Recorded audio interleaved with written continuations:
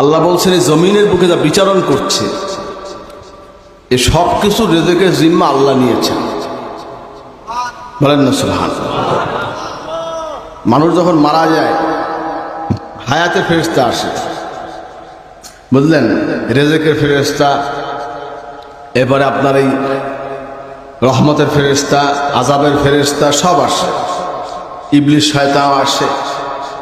আসার পরে সারা দুনিয়ায় ঘুরিয়া আসছে ফেরেশতায় বলে আপনি কি এখন ফেরেশতা দেখেন? এখন দেখেন, কিন্তু মৌতের সময় কিন্তু চক্ষু খুলে যাবে, সব দেখবেন আপনি নিজে, ওপেন। বলেন না সুবহানাল্লাহ। এটা আল্লাহর কুদরত, সব দেখবেন। তখন আপনি মৃত্যুর পরে আপনার স্থান কোথায় সেটা দেখে তারপর আপনার মৃত্যু হবে।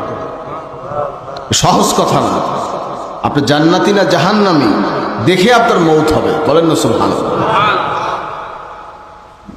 মাঝে মাঝে দেখবেন মানুষ যখন ইন্তেকাল করে চোখ বড় হয়ে যায়, আবার কারো চোখ মিড়িমিড়ি হাসে।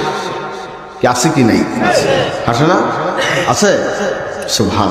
কারণ এটা হলো অবস্থার। হযরত পীর সাহেব বলতেন, আব্বা হুজুর রহমাতুল্লাহ বলতেন প্রায়, নেককার ব্যক্তি যখন ইন্তেকাল করে তখন মালাকুল মউত তার কাছে আসে, সে যাইতে চায় না, কয় যেই আল্লাহর ইবাদত করছে আমার আল্লাহ কোথায়?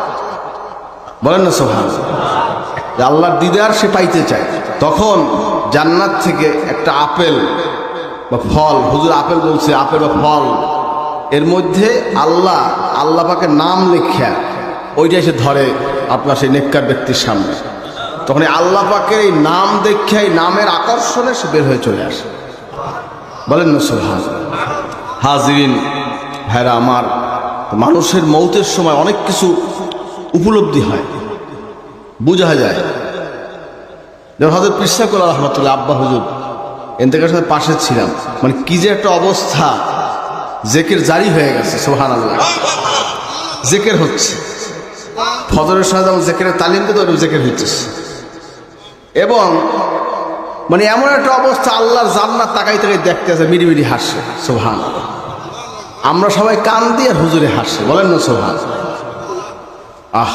হাজরিন, নেককারদের মৌত এরকমই হয়, তার তারিখও বলতে পারে। হযরত পীর সাহেব রহমাতুল্লাহ আলাইহি বাংলা 2রা শ্রাবণ ইন্তেকাল করছে, 2 শ্রাবণ।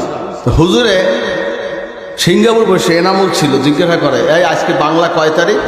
18 তারিখ। তখন বাংলা 18, মানে আগের মাস।